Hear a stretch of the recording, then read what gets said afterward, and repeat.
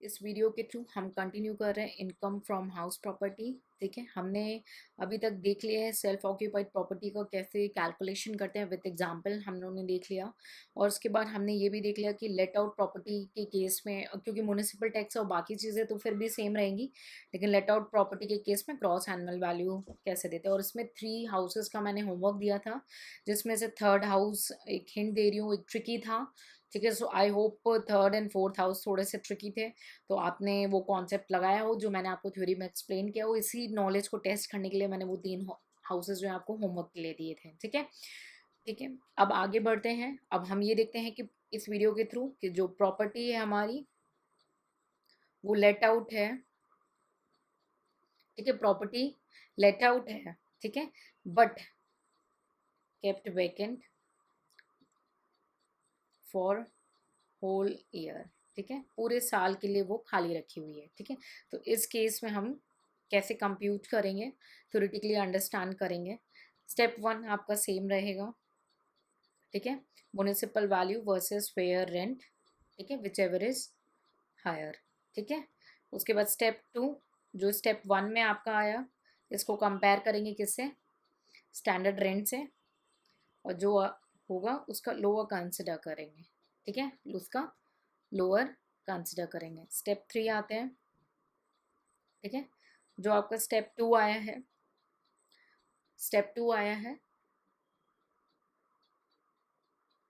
उसको कंपेयर कैसे करेंगे, एक्चुअल रेंट से। ठीक है, और जो इसका हायर होगा वो आपका क्या हो जाएगा, एक्सपेक्टेड रेंट।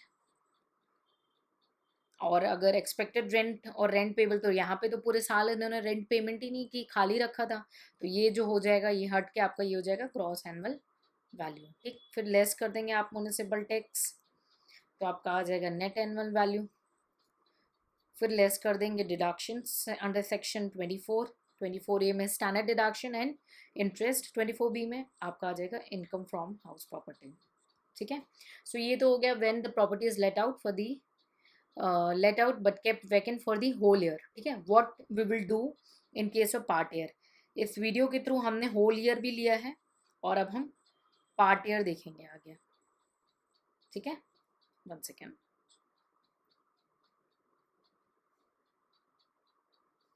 ठीक है, whole year and part year. तो होल ईयर हमने अभी देख लिया, अब हम पार्ट ऑफ द ईयर में जब प्रॉपर्टी वैकेंट रहती है उसका कैलकुलेशन देखेंगे। ठीक है, प्रॉपर्टी लेट आउट, ठीक है, लेट आउट केप्ट वैकेंट, ठीक है, for part of the year. ठीक है, पार्ट ऑफ द ईयर में कैसे करते हैं। ठीक है, स्टेप वही स्टेप्स देख लेंगे। ठीक है, सबसे पहले क्या था, फेयर रेंट को कंपेयर करेंगे म्युनिसिपल वैल्यू से, जो होगा हायर वो ले लेंगे।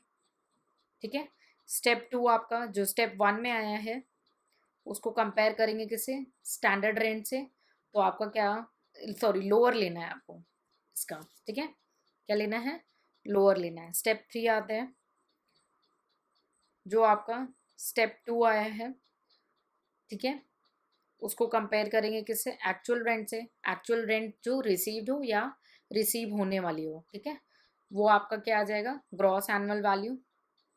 ठीक है, स्टेप 4, स्टेप 4 में यहाँ पे चेंज है, ये एप्लीकेबल होगी, एप्लीकेबल होगी तभी, एप्लीकेबल, ठीक है, ओनली इफ, ये कब एप्लीकेबल होगी, ओनली इफ। ठीक है, क्योंकि आपने ऊपर से जो ये कैलकुलेट किया था इसका हायर लेना है ना आपको। ठीक है, इसका हायर लेना है। स्टेप 4 आपकी तभी एप्लीकेबल होगी, ठीक है, जब आपकी वैल्यू जो है स्टेप 3 में वो हायर हो। ठीक है,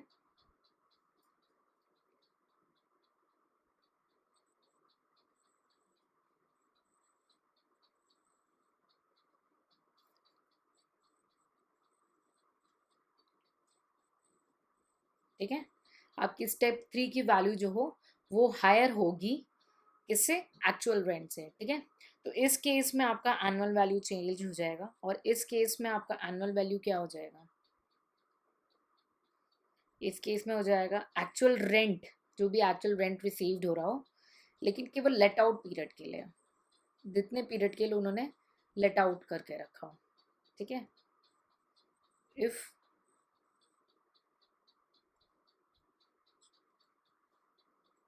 it is lower owing to vacancy, इसको एक्सप्लेन करूँगी, डोंट वरी, एग्जाम्पल देखेंगे, ठीक है।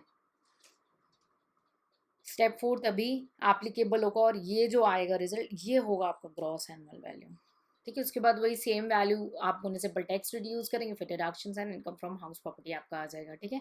सो यहाँ पे आपका कैची है, एक बार मैं फिर से ये चीज़ स्टेप 4 को हाईलाइट कराऊंगी। स्टेप 4 जो है आपका एप्लीकेबल तब होगा जब आपका जो स्टेप 3 में वैल्यू आया है, ठीक है, वो हायर वैल्यू है, and when it compare to the actual rent, ठीक है, वो हायर है when it is actually compared with the, ठीक है, when it is compared with the actual rent, ठीक। तो वो आपकी ग्रॉस एनुअल वैल्यू हो जाएगी। व्हाट इफ स्टेप 4 का आंसर क्या हो जाएगा, एक्चुअल रेंट हो जाएगा, अगर वो लोअर है और reason of the lower is owing to the vacancy, यानी खाली रहने की वजह से वैल्यू लोअर है, ठीक है। डोंट वरी, न्यूमेरिकल दिखेंगे बिल्कुल क्लियर हो जाएगा कॉन्सेप्ट, यहाँ पे थ्योरेटिकली बस अंडरस्टैंड करेंगे ताकि जब वहां पे न्यूमेरिकल करें ना तो आपको वर्ड क्लियर हो जाए। Step 4 is applicable only if higher value in step 3, the higher value in step 3, ठीक है, इज एक्चुअल रेंट रिसीव्ड, ठीक है। यानी कि ये जो हायर है ना, ये जो हायर है स्टेप 3 में, 1 सेकेंड, ये जो स्टेप 3 में हायर है वो एक्चुअल रेंट आ गया है, ठीक है, तभी स्टेप 4 एप्लीकेबल होगा, ठीक है। स्टैंडर्ड रेंट कम निकला है, ये स्टेप 2 कम निकला है और एक्चुअल रेंट ज्यादा निकला है, ठीक है। तो आपका क्या हुआ, एक्चुअल रेंट हो गया, ठीक है, एक्चुअल रेंट रिसीव्ड हो गया स्टेप 4 में। तो एनुअल वैल्यू उस केस में क्या होगा, जब आपका स्टेप 3 में एक्चुअल रेंट हायर आ गया हो रिजल्ट में, ठीक है, तो ग्रॉस एनुअल वैल्यू क्या हो जाएगा, actual rent received for let out period, ठीक है। एनुअल वैल्यू क्या होगा, actual rent received for let out period, जितने पीरियड में लेट आउट किया है, इफ कंडीशन है, ठीक है। अगर इस एक्चुअल रेंट को कंपेयर करेंगे किससे, जो एक्सपेक्टेड रेंट है मनी, जो आपकी वैकेंसी के पीरियड को हटा के, ठीक है, if it is lower owing to the vacancy, यानी अगर हमने वैकेंसी को ले लिया तो वो कम दिख रहा हो, ठीक है। अभी न्यूमेरिकल सॉल्व करेंगे, आपको क्लियर हो जाएगा। तो ग्रॉस एनुअल वैल्यू आ जाएगा, फिर उसमें से आप वही सिमिलरली म्युनिसिपल टैक्स रिड्यूस करेंगे, आपका नेट एनुअल वैल्यू आ जाएगा, ठीक है। और नेट एनुअल वैल्यू से आप डिडक्शंस को रिड्यूस करेंगे तो आपका आ जाएगा इनकम फ्रॉम हाउस प्रॉपर्टी, ठीक है। So I hope it's all clear, ठीक है। तो प्लीज़ इस वीडियो को 1-2 बार सुन लेंगे ताकि कॉन्सेप्ट क्लियर हो, ठीक है। उसके बाद अब नेक्स्ट वीडियो के साथ हम एक एग्जाम्पल देख लेंगे, आपके साथ सॉल्व करेंगे उस एग्जाम्पल को, ठीक है। और उसके बाद अगर कोई डाउट है तो आप कमेंट सेक्शन में पूछ लेंगे, ठीक है। Work hard and see you in the next lecture, take care.